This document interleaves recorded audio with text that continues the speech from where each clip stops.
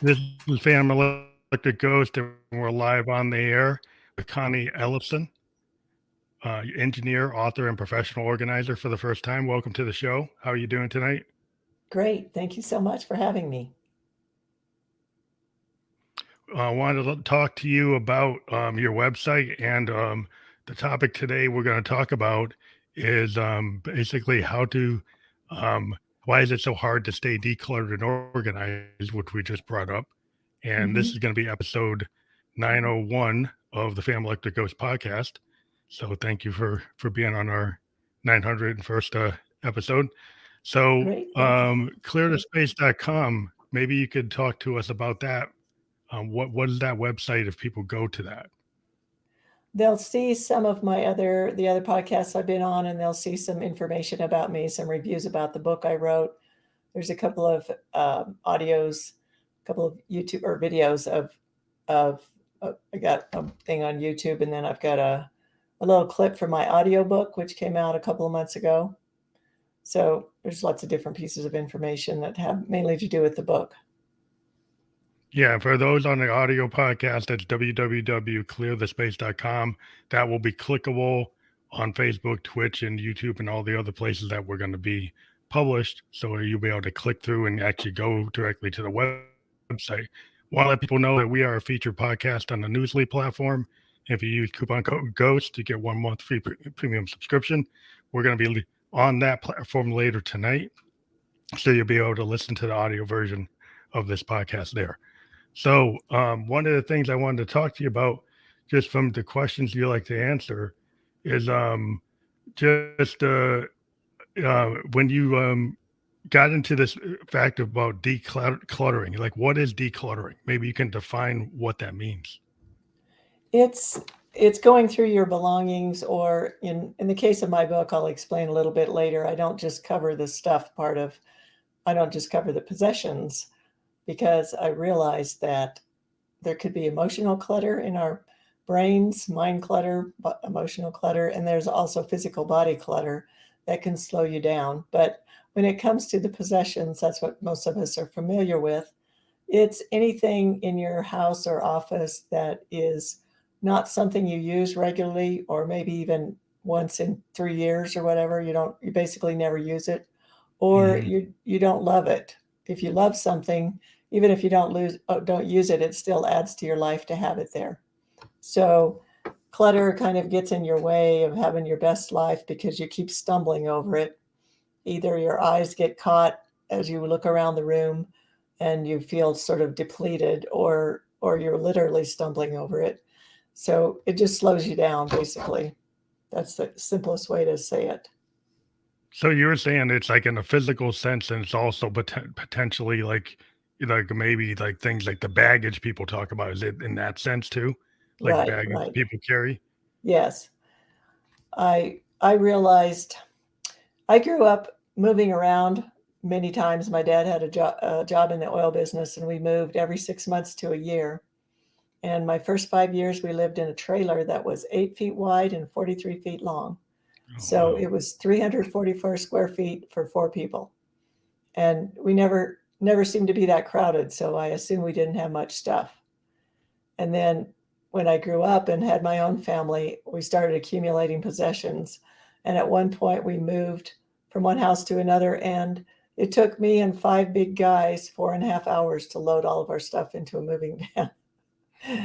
And then I thought, what happened? Yeah, what do you So, need all that for?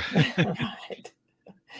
But I also would read organizing books, and I would get all excited about how this book is going to be the magic one that changes my life. And I do all the steps and the procedures, and then I would stop at the 90% mark. I would never go all the way.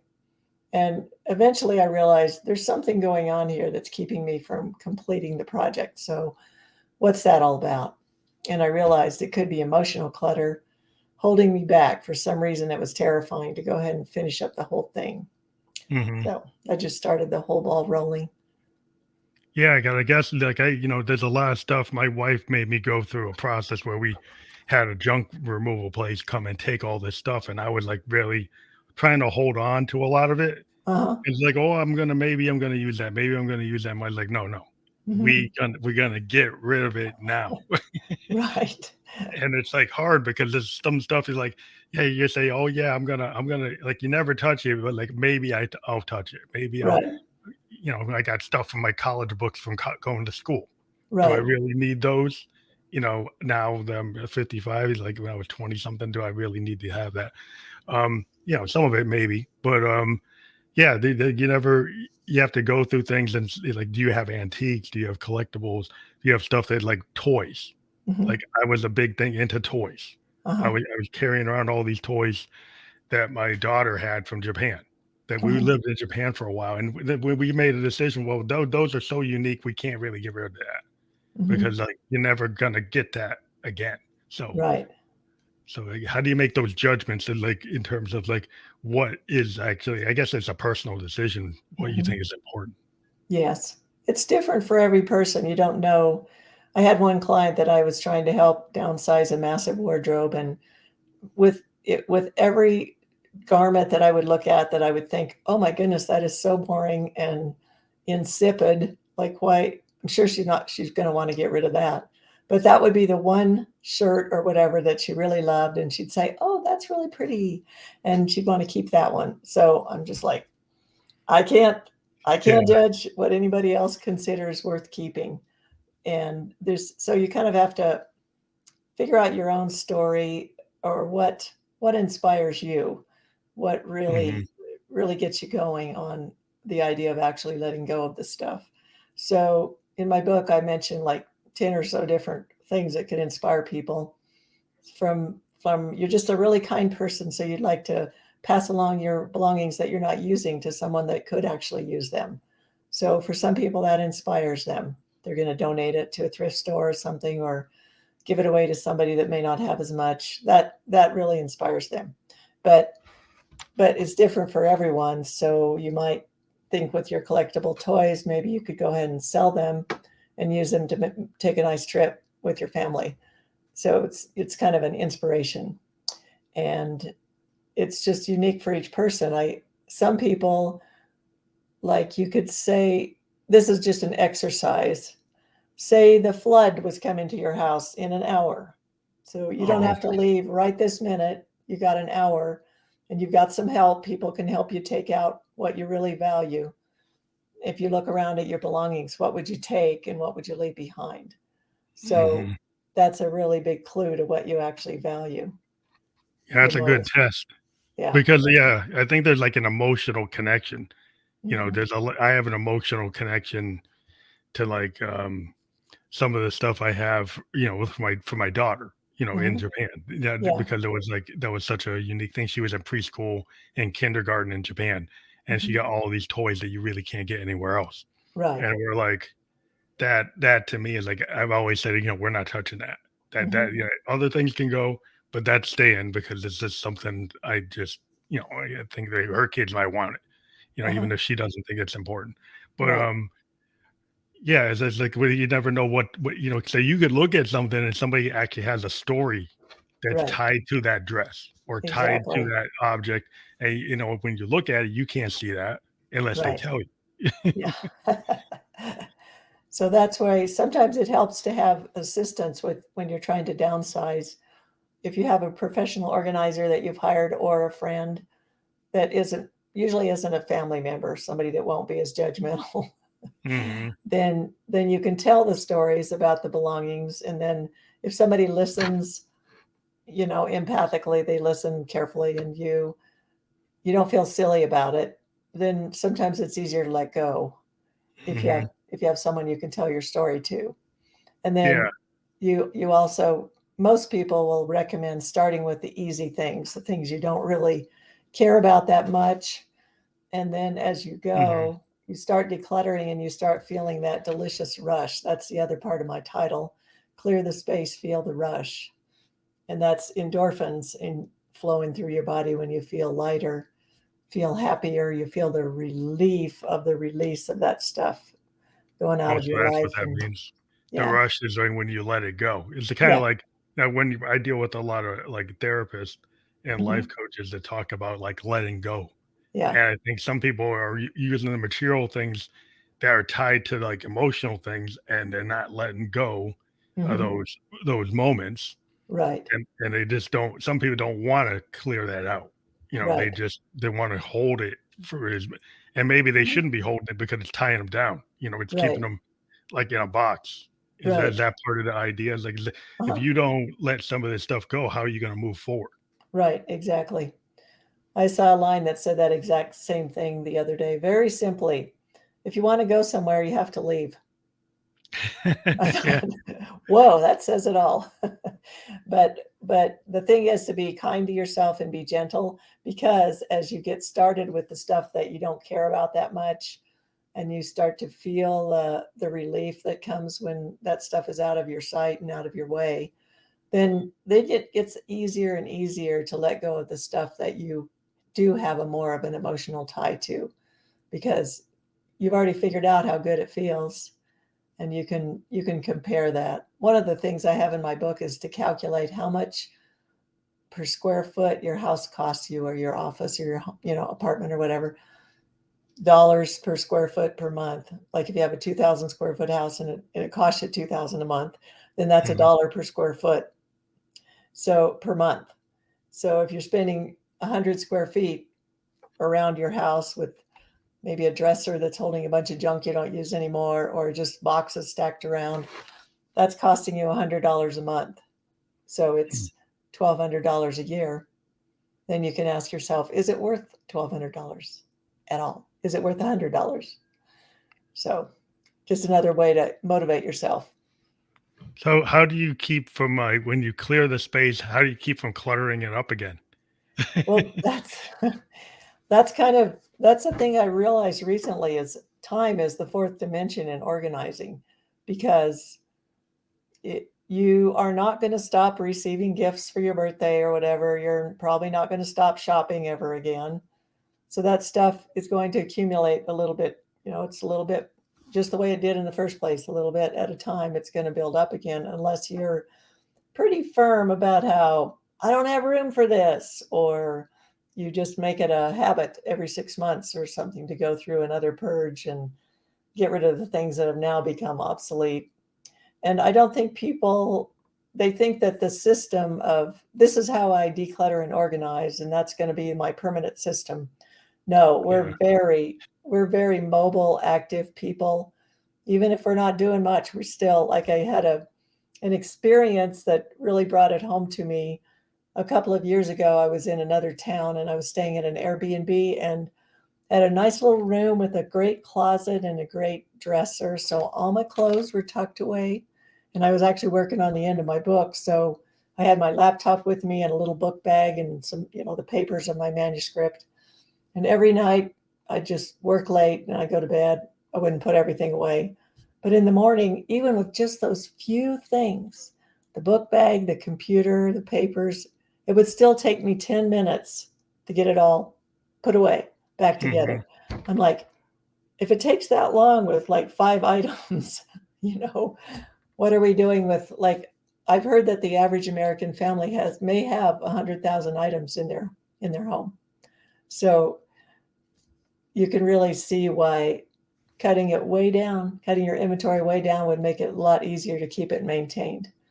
But you Yeah. do have Yeah. to you do have to have a system for keeping it maintained, where so it doesn't get out of hand again, which it can very easily do. Yeah. Because I'm a musician, so part of our thing is like we like to collect instruments, Uh-huh. and over time we get a lot of instruments, and as a working musician, we use those for different things. So I tend to like I'm not getting rid of any of that stuff because a lot of times with music is like you go back to the older stuff. Uh-huh. It's like you like that stuff's kind of classic, and so Mhm. and so it's hard when you're with musicians or if you ever seen guitarists, they might have 10, 15, 20 guitars. 30, and so the more the better they are, the more they have. Um, and they just musicians are kind of notorious for keeping all that stuff because it is part of the art. And then Yeah, you can get to a big argument like, well, get rid of this one. But I do use it. Like, well, how often? Maybe once a year, yeah, once every 2 years. So you have to make, it's hard when you get people who are hard headed, they're like, well, I don't want to get rid of that. Right. Yeah, you just have to figure out a nice way to store it that isn't helter skelter all over the place. And then you can keep as much stuff as you want if you have a good place to organize it, keep it organized and put away so that it's I think the main thing is so it's very easy to put away. You don't have Hmm. to move anything else out of the way to put it away. And you may go through your whole house and get rid of a bunch of stuff, and then you organize what's left, and then after a few weeks or so, you go, still not simple enough. Hmm. It's still not easy enough to put everything away without having to move other stuff out of the way. So because you're not going to do it if it's at all hard. Well, I think the clue also is like if you're always using stuff, like if you Hmm. see here, this is my studio with all my scents. It's in my Uh-huh. bedroom, and I use it. I Right. use it all the time. So if Yeah. you're actively using stuff, well, that's not stuff you're going to declutter. No, Like if you're, that's yeah, not clutter at all. yeah. So, but it's when you have like a big pile of CDs because nobody listens to CDs anymore because it's all Right. MP3 and WAV file. Do you really need to keep those? Right. you know Hmm. you could probably give those away. And then, what, maybe there's emotional value to when you bought that.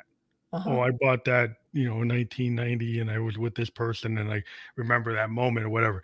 And so Uh-huh. that can kind of keep you from getting rid of it because of the moment that it happened, right? Exactly. So then you have to make those judgments of, like, is that moment worth paying that money for that space? Like, you get the calculation of Hmm. paying for that space, and you've got all this stuff. Like, how much you want to pay for those moments? Right. Well, one of my favorite organizers is I'll think of his name in a minute. He's Australian, Peter Walsh, very famous. So he says, take you have 5 CDs and pick out your 2 favorites or your 3 favorites, and then the ones that are not your favorite, they're a lot easier to let go of when you see your favorites on one side and your less favorites on the other, and that way you can gradually kind of narrow it down. And then one day you'll just say, okay, I'm done with that. Or you can write it down somewhere so you remember the name of the album. So it's not, gone forever. You know that it's still, the memory is still somewhere that you could find it again. Now, your book, I guess it has 3 sections. Do you have to read it in order, or can you go right to the part that you're interested in? Yes, exactly. You can just read the part that you like. There's an introduction, a first chapter, and a last chapter. And I would recommend reading those for sure. But the 3 sections in the middle are about the mind, the body, and stuff.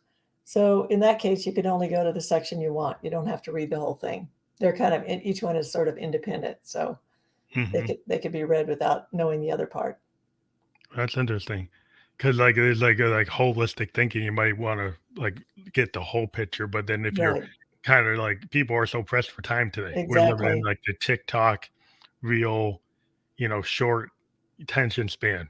Uh-huh. As musicians, we have to deal with that. People only want to listen to 2 minutes. They used to listen to 4 or 5 minutes. And Right. Yeah. so like, we have to figure out how do we actually grab people, and I guess when you're an author, you have to think about that too. It's Yeah. like, yeah, you only have so much time that you can get engage somebody. It's like the first 15 seconds of a Hmm. song engages somebody. So when you're an author, how do you deal with that? You just have to realize that everybody's going to read it a little bit different, and if especially if that's what I'm trying to do is I'm trying to let people know you don't have to read the whole thing. If you Mhm. don't have time, or just only this part is interesting you right now. Some people won't even pick up a book if they feel like, you know, Gotta read the whole thing. they're Yeah. obligated to read the whole thing, but if they can just go to what's interesting to them now, they may then find that they'd like to read the other 2 sections, or work on that part for a while and then add some more. To me, the emotional part is probably the mind clutter is the biggest Mhm. thing in the way for most of us. So that's that's why I put that section first. But Yeah, that's the it's heavy really lift, but that's probably gonna solve the problem. And like with anything, like a lot of things are what's in the head, yes. and if you don't deal with what's there, then you never solve it. And I think that's interesting. They have to have declutter one area or another, but it seems like if you can't have your mind's kind of cluttered, Mhm. And your life might be cluttered because you're not organizing your thoughts in a maybe not lot. Not everybody can be logical, Right. but there could be things that just don't make sense. Like, why are you doing it? And so you kind of have to think of like, is there any kind of rhyme or reason to why you're doing something? Well, one of the points I like to make is all these clutter areas are interconnected. And I was actually on another podcast where the moderator just went right into my hands. She said, "Yes, I after I work out, I'm all energized and relaxed, and I it's much easier for me to go to the junk drawer or whatever and start sorting it out Mhm. because you've basically decluttered your body a little bit when you do some exercise and you're already feeling good. So then you're ready to tackle a little bit more of it.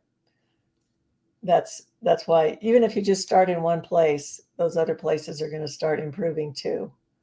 The mind Yeah, so clutter it's and probably the physical body clutter, they'll all improve. Even yeah, if it's you probably just not to be good in a really if you're suffering from anxiety or having a lot, that's probably not the best moment to do the decluttering. right. Um, you probably, like you said, if you like meditate or you go for a walk or you go Uh-huh. for a run or you jog, then you clear your head out. And it's kind of Exactly. like, when we're musicians, like if we overthink it, like we run into a situation where people use the logic side instead of like the art side. And Right. so if you're writing songs and you just keep on starting and stopping, starting and stopping, Hmm. you're not kind of going with the flow, right? Right. And a lot of times with art is like if it flows, even if it's not perfect, it tends to be a better representation than if you're trying to make something perfect because you keep on stopping and starting, stop and start, you never Right. finish it because you're too anxious about what you're doing. You're not Right. kind of trusting yourself Uh-huh. to actually get Exactly. it done. Right. I've heard that's a good way to write as well is look over your notes that you've made and then just start writing. And Yeah. when you get to a point where you don't know what the next phrase or word is going to be, you just put a blank and keep going. And I'm sure it's the Yeah, same I've way talked to some with writing music. Yeah, I've talked to some authors and some, a lot of creators that have Mhm. said it's kind of like stream of consciousness style. Uh-huh. We just kind of just let it, I sometimes just put my multi-track and just record Uh-huh. and not really know what I was going to do.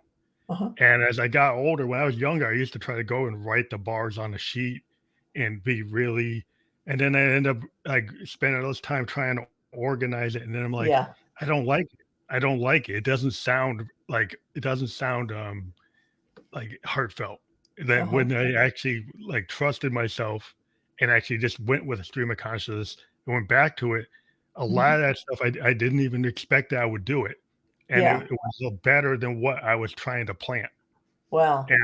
And I've heard authors say sometimes when they do that, when they just do a free flow and they had all these ideas and they still outline, but Mhm. if they get some things that they didn't expect, it's kind of Right. like magical stuff that you kind of trust your instincts as an artist and you kind of go with it. Uh-huh. Exactly. That's a wonderful illustration. So one thing, do you have to completely declutter one area to actually start on other areas, or you can kind of partially do things? Right. Yeah, it's pretty overwhelming for somebody, especially one that lives in America, to decide you're going to do the whole house. But if somebody, one of the things I recommend is if you're doing a closet or a drawer or something, is take everything out. It would be hard to take everything out of a room, but you can do it out of one area. Mhm. Then you can look at each thing and you can decide, well, I really do love it or use it. You might end up putting almost everything back, but just the fact that you've moved it out gets the energy flowing again. And Mm. it also reminds you that of what you have because lots of times we just forget what we already have. Yeah, it But kind of ends up being that process where you said you get the rush. It's part of that rush when you discover something uh-huh, because you hadn't been looking at stuff, you discover things. right, you could be. And Yes, we're very it's part of like the caveman neurophysiology that we're always looking for danger. So danger is usually something new. So we learn to just tune out all the stuff that's already there because it's safe. We already know it's not going to attack us. So we tend to look at the new stuff and start ignoring the old.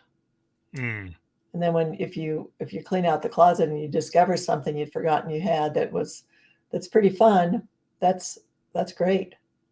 It's like going shopping without having to spend any money. Yeah, can you find stuff is like, "Oh, wow, I have this old 8-track player and I didn't know I had it," you know? Right. Right, I've got this original vinyl and I didn't know I had it, you know, Uh-huh. I got this 1970s Hawaiian shirt and then I look it up and like, "Oh, that's actually worth money." Yeah. It's like you start Great. finding it's like, "Oh, wow," like, does it come into play that you start to look at how where do you put these things? You had mentioned, giving it to charities, giving it to Salvation Army, but Uh-huh. do you go online and try to get rid of it? You could.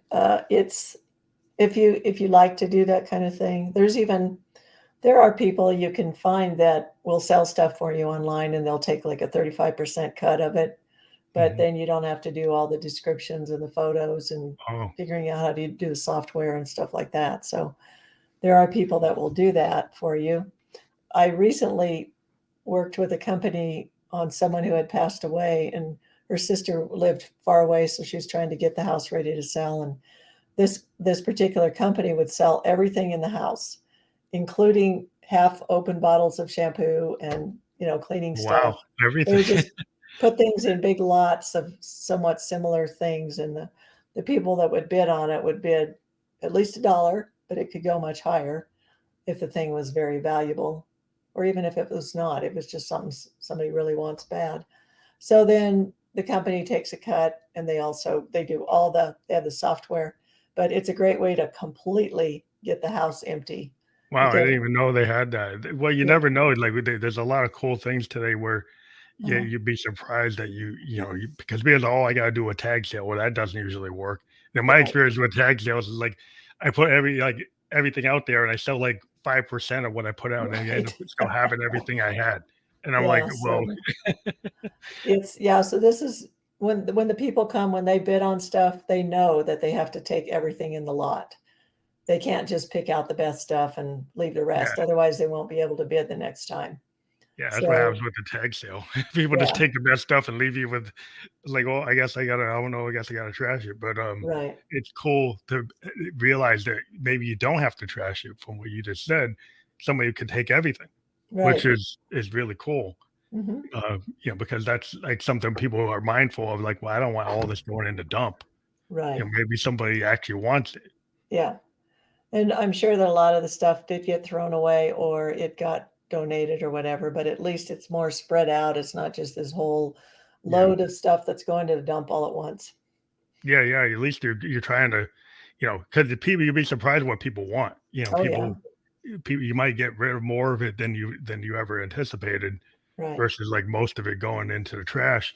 Um, so, like, you were talking about, like, what was the big pivotal moment that made you wanna get into this topic? Like, what was the thing that made you feel like you needed to do this? The the the organizing or the book itself? Well, maybe maybe start with the book or start with the organizer. Which came Okay, first? the organizing. I'm I'm also a civil engineer. That's been my profession since college. And there was a time about, well, actually 2008, but in the years following 9/11, I was laid off 4 times in 6 years. And finally, after the 4th one, I thought, I might need a new career. Mhm. So I remembered that I much more enjoyed organizing my desk and putting everything away and all that jazz than the work. So I thought I'd try professional organizing. Unfortunately, everybody else was kind of hurting for money too in 2008, so it didn't really take off, and eventually I got more engineering work. So I kind of do both now. But the book was this is actually my fourth book. So the others were about one was about baby names from different countries, and then I had two about low water landscaping. But I just thought it would be a great idea to have another book that wouldn't just cover your stuff because we see this stuff and it feels like it's the problem, but it's probably the tip of the iceberg, Mhm. and the emotional part is the part that's below the water surface. So I thought it would be great to have a rounded book, not just, as you said, a holistic one that would cover the whole person, not just the stuff. Yeah, it seems like the holistic nature of what your book is maybe the difference between other kind of decluttering concept ideas, because you're thinking about like the concept that I've talked to a lot of therapists and life coaches is like this kind of pyramid or the mind, body, soul, Uh-huh. and Oh, if you usually take one leg of something, it doesn't, that doesn't do it. Like if you right. only handle the body and you don't Uh-huh. deal with the mind and Uh-huh. you don't deal with the soul or the spirit or the heart, then it usually doesn't isn't successful because you like left out like what makes you like a human being. It's Exactly. not just one part of you, like why something's not working. It's usually because things are, like you said, interconnected earlier. There's a lot Mhm. of interconnectedness that people want to just separate and say, well, I'll separate this from that. But like, what, can you really separate it? Well, a big difference is, especially if you live with other people, nobody's going to be exactly the same at how much clutter they can deal with, or, and some people don't even see it. They just like they're focused on whatever their stuff, and so then one person is being extremely bugged by it, and the other one doesn't even notice it. So you Hmm. have to you have to compromise and figure out something that works for everybody. So it's my book is mainly about the motivations to do this different things, because especially on the organizing your stuff, there's hundreds of other books that have already covered the subject very well. So I didn't want to just recreate another organizing book. And my book is mostly about decluttering, because to me that's the hardest part for people to do, that is letting go.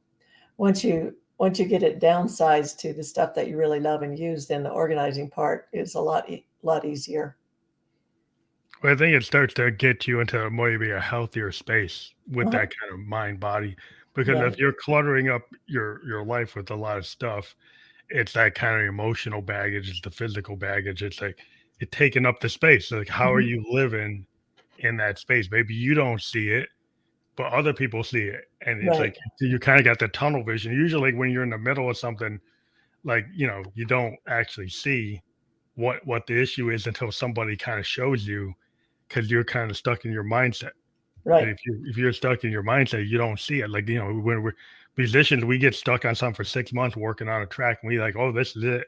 And then you give it to somebody, and they're like, oh, what about this? What about that? And you're like, oh, you were like stuck or so focused that you got to actually get that outside influence. You got to like you get outside your comfort zone. It seems like Uh-huh. to me. Yeah. Um, in order to be successful, you have to know where you're not working. Right. Because if you're perfect, how can you move forward? You usually have to fix something. Right. Yeah, we like puzzles. That's what humans like. We like challenges. So we're always going to be messing around with it, making it a little bit better. That, But that's interesting. A different approach to life, to think about the clutter, like on different levels. mhm. Because a lot of times is, you get like all these things as an artist. We can have like archives of Yeah. tons of tapes, Right. and we're like, well, which one should I be using? Where should I be? And it's kind of like the way you think about it is like, well, where's your head at? Where's your heart today? you know Hmm. it's like, what speaks to you, like in the moment that you're working on something, and then you kind of pull from it. I think it's like when you're an author, you're pulling Uh-huh. from different places, right? And Right. maybe things aren't sequential. There's a lot Right. of times some people, like a point in time, they're bouncing around. Uh-huh. Is everything kind of A to B, or you're bouncing all over the timeline? Well, I like to have people, if I'm working with clients, I ask them, how would you like to spend your time, and how do you want to spend your life? How do you want to spend your time in your space? For me, my ideal, and I still don't have my house quite all the way there, but my ideal is a vacation condo. It's nicely decorated. There's room to do your vacation adventures, but there's no clutter. Mm. So, how do you feel when you go into a vacation condo? Does it feel too sparse, or like, oh, this doesn't feel homey enough, or does it actually feel really nice? Mm. And if it does, then that's something you could try in your life at home to work towards and see. even if you just get one room the way you want it, the difference between going from that room to the rest of the house, how does it make you feel? That's interesting because, like, if you go on vacation, I always go to Maine and Uh-huh. go to these, like, condos that you can rent out, and it is not like home, it is decluttered. It doesn't have all the stuff that home has, and you could be like a homebody, like, "Why I like that stuff?" Hmm. That stuff makes me feel comfortable because you're Right. not maybe ready to declutter Right. because, like, that stuff makes you feel good, Uh-huh. and if it's not Exactly. there, then you don't feel good, but if you could be the person, "Well, that stuff's dragging me down, it's making me feel bad, Right. and I'm going away from it on vacation to get away from it." It's like which level are you at? Because it's probably a little bit of both, you know? Uh-huh. Well, if you didn't have time to tidy things up before you left and you come back from your vacation and you see your house a mess and you think, "Dang, I don't wanna keep doing this." Yeah. So that might inspire you too. Whatever works. It might be something different at different times. One of the things that I figured out from 2 or 3 things that happened towards the end of writing my book, which took a very long time, because I just did it independently this time before I was with regular publishers, so I didn't have a deadline, but I was also very, very Mhm, busy with engineering.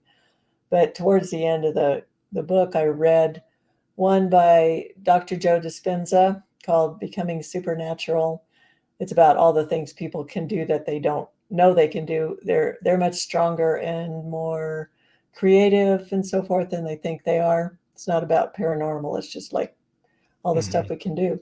And he said he had a conference in 2016 with about 120 people, and they agreed to a informal experiment where they would get tested for uh, it's called immunoglobulin A. It's a protein in your body that says this is how strong your immune system is right now.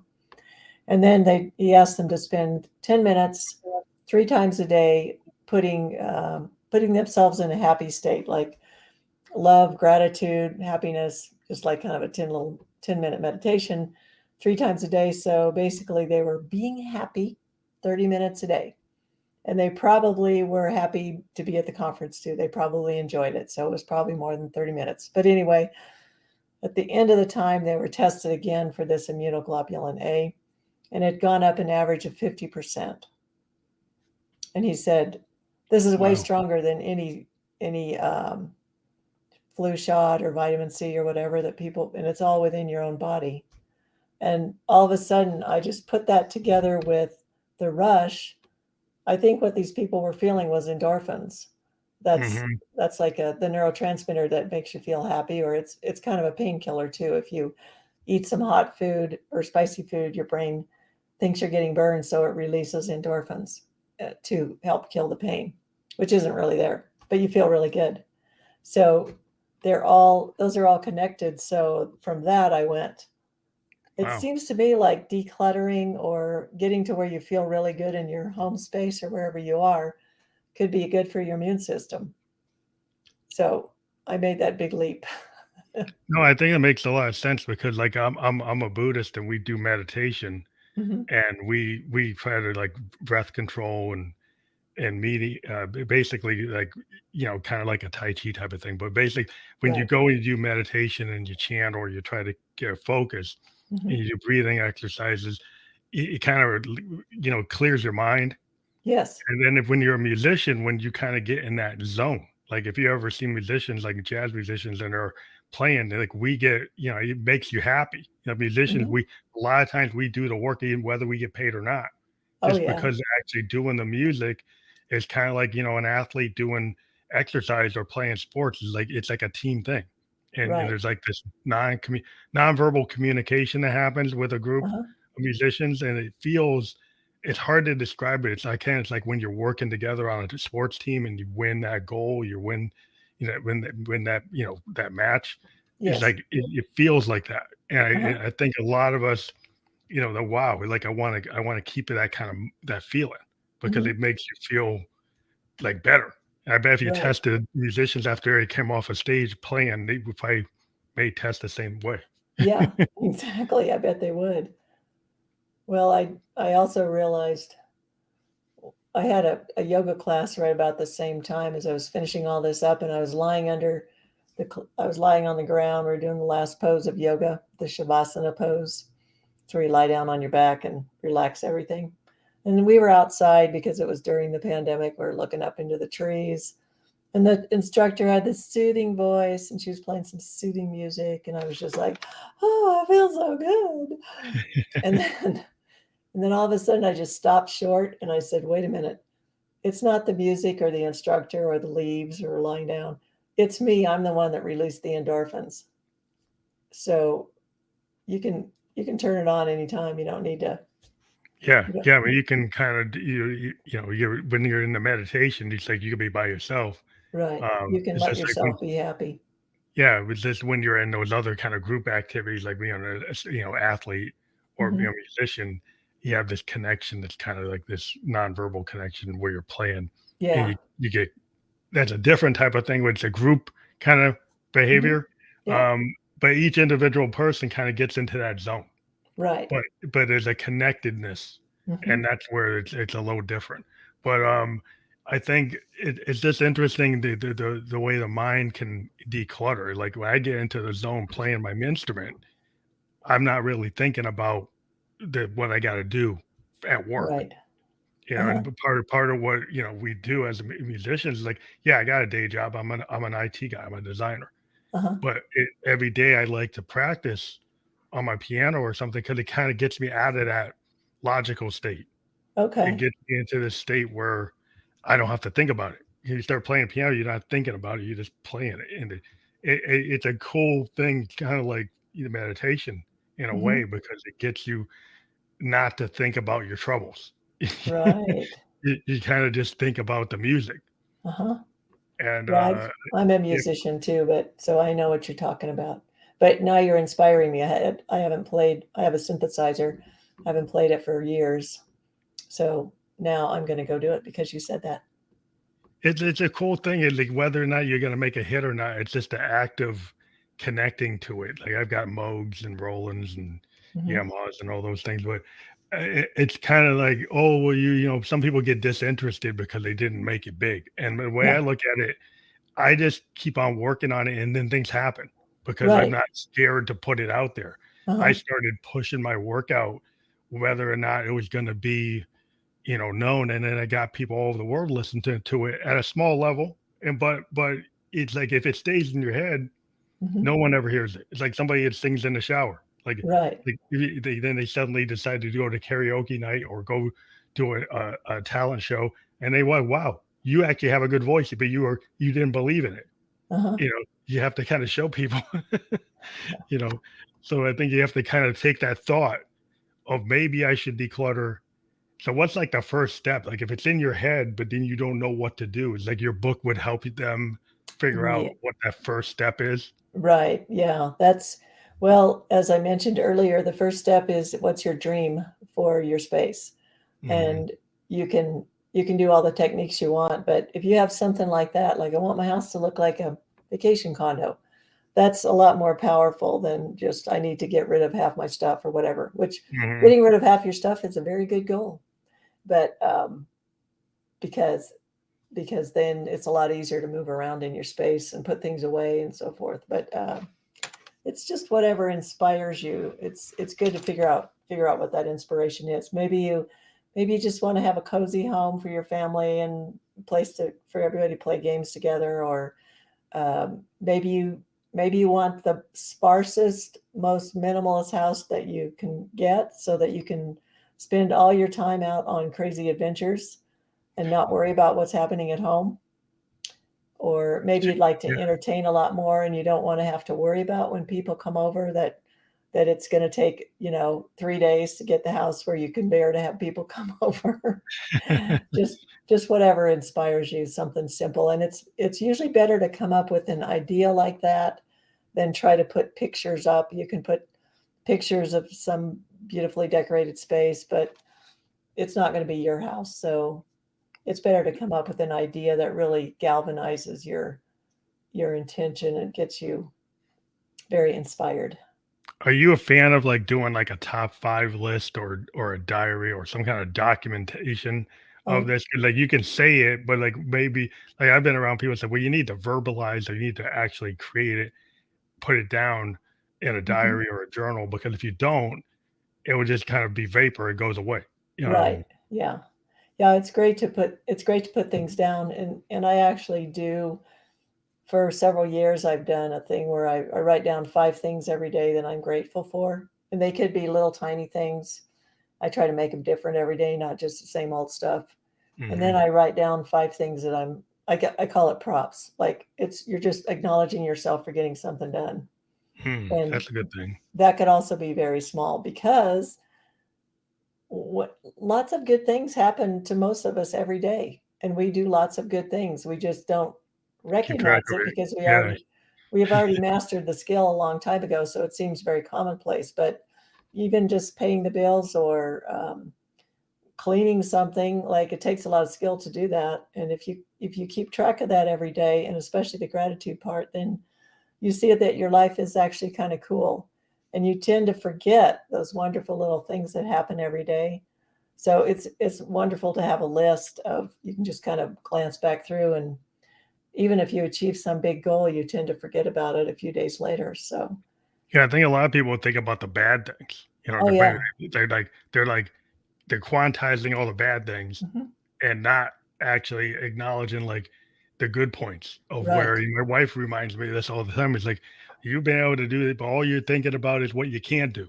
Right. You got to think about like what did you do? Yeah. You were able to do these A, B, C, D, Yeah. and you're upset about F because you didn't get to that. That's the one you keep on going on and on about F. But Hmm. it's like, what about these other things you actually did do? Right. I started keeping track one day. I called it my to done list instead of my to do. And by the time it was 1 o'clock, I already had 12 things on my list. And by the end of the day, I had like 20, 25. And like I said, I'm giving myself credit for things that I've known how to do for a long time, but they still take a lot of skill, and Yeah, I think it's a good thing. they have to get done. After you do it for 2 or 3 days, you go, "Man, I'm an expert." I think people beat themselves up too much. Oh, I yeah. think a lot of times people don't even start something. Like even Right. like with podcasts, right? I've been Mhm. doing it like 900 episodes. There are guys that will do it for like 12 and then stop or 5 Yeah. and stop Right. because they didn't get immediate success. Yes. Like the whole thing with this idea was initially I didn't know what I was doing. I just did it because I liked it. And then Uh-huh. I started like, oh, I could do this. I could do this. I could find these things. And I started refining. It's kind of like if you show up, people show up.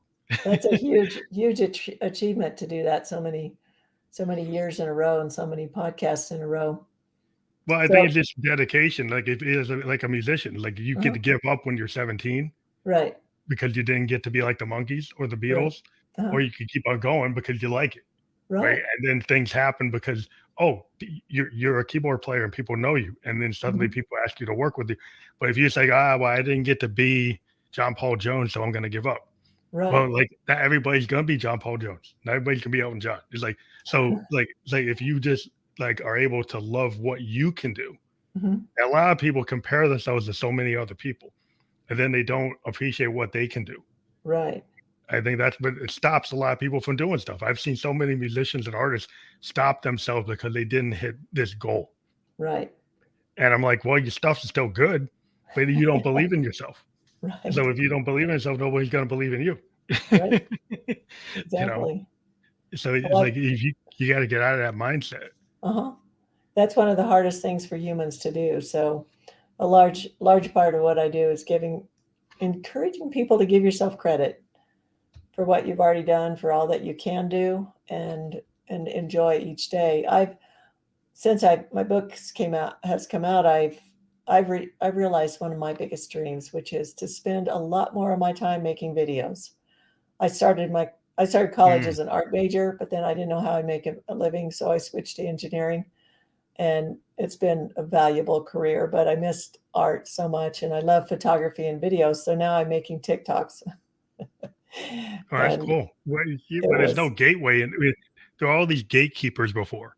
Part being a yeah. musician, like we got all these Uh-huh. gatekeepers we couldn't even get in, and now because TikTok and Reels and Shorts and SoundClouds Mhm. and all these places, you can Yeah. actually get out there where people was like, well, yeah, you had to go in front of the A&R and the marketing team, and like if they didn't like you, Uh-huh. you didn't get it, right? But now you can go and do these things, and people can find you Right. uh, and you find audiences you wouldn't believe.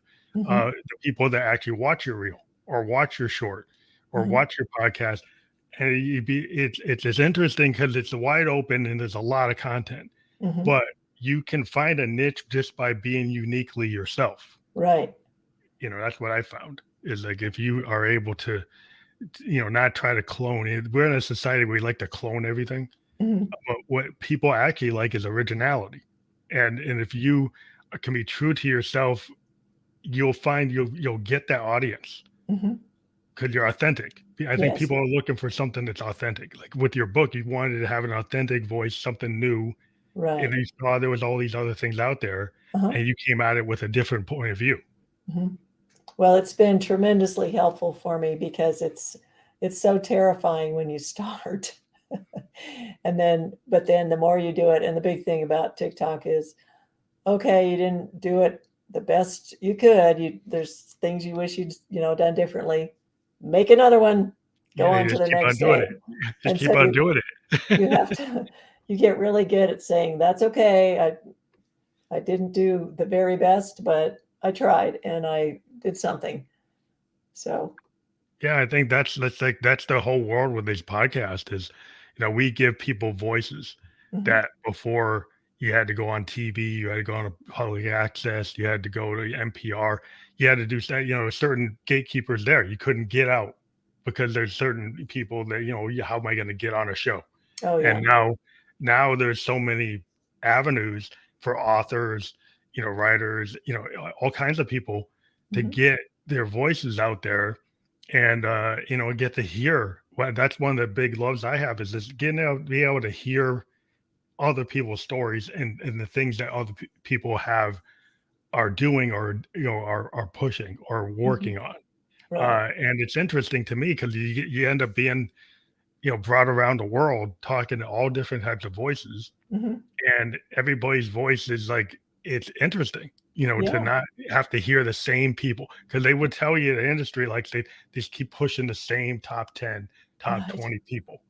And then that's all there is. The top right. 10 authors, top 10 actors, top 10 musicians. It's Uh-huh, like, but there's all this other stuff mm, that our world of podcasting, we're starting to, explore other people's voices, right. not just in the top 20 or top 100. We just talk to everybody. I was talking to a podcaster in Germany, and he had grown up in Ethiopia and he went to Germany for college to learn how to be a software engineer, and he decided to stay there.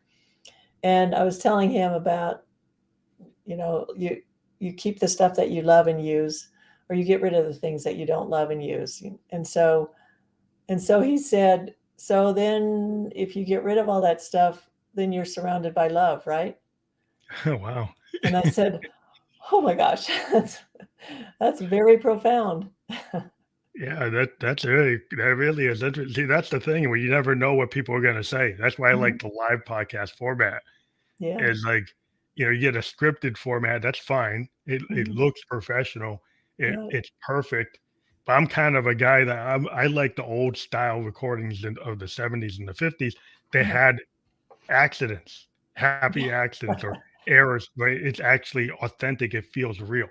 Like Uh-huh. we can use computers today to make things so perfect, but then it seems to lack a little heart or Right. authenticity or Uh-huh. honesty. I'd rather hear, somebody that maybe they have a key change is wrong, but the song is perfect, or they didn't use the best microphone, or you could hear their something on their sleeve hitting the mic.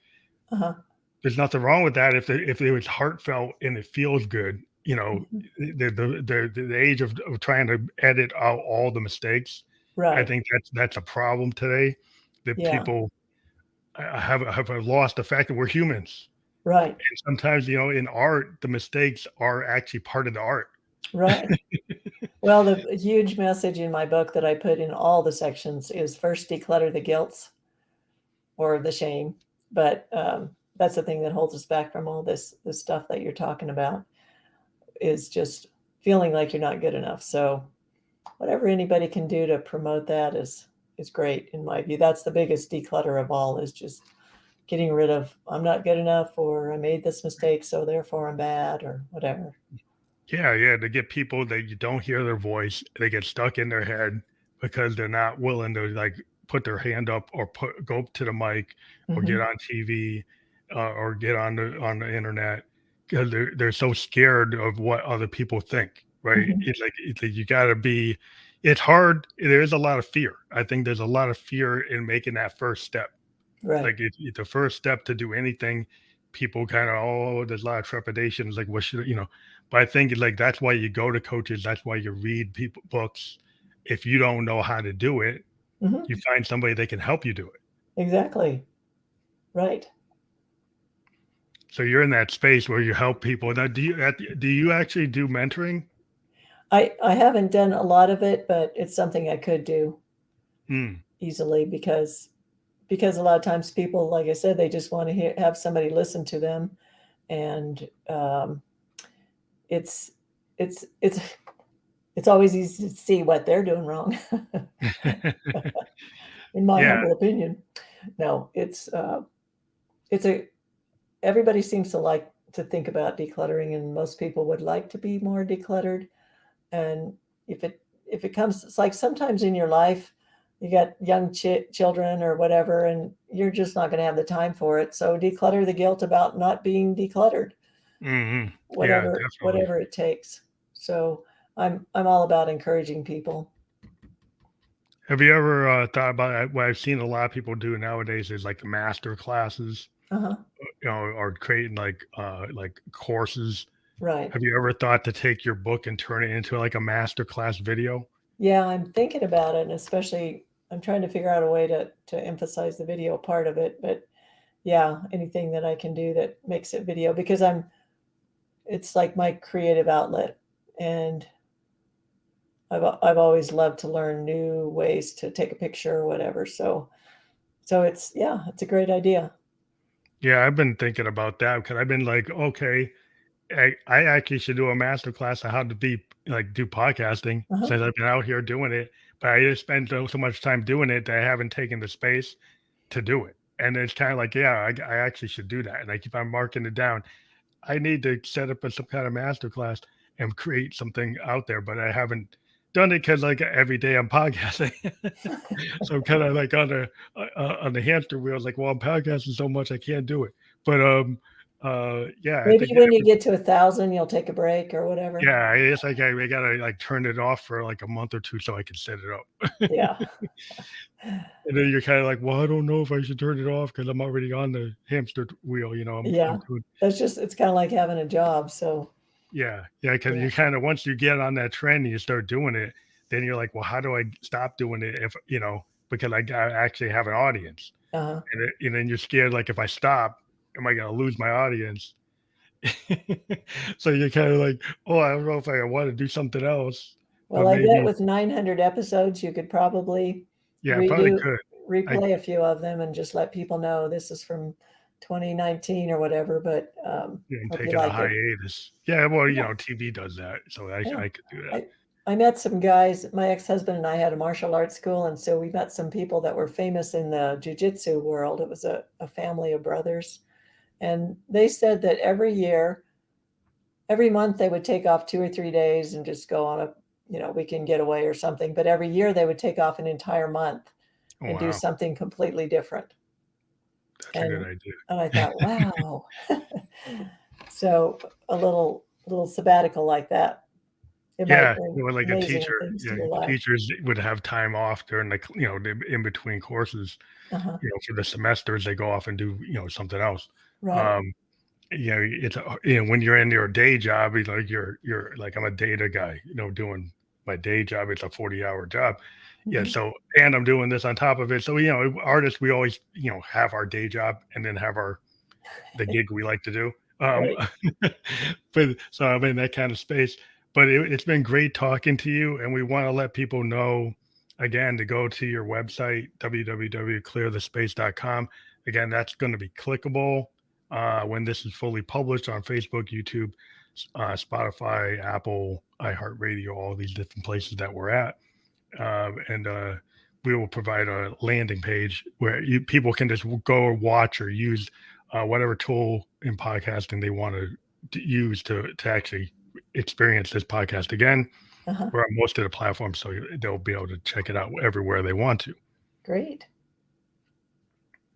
So thank you again for being on the Fan Electric Ghost podcast. It was a really cool conversation. Well, Uh, thank you so much. I learned a lot of stuff too. I've got some new ideas. well, I'm glad you get to pick up your scent because these are all my scents right here. So, yeah, Beautiful. I'm a scent head myself. Okay, have a good. Are we done?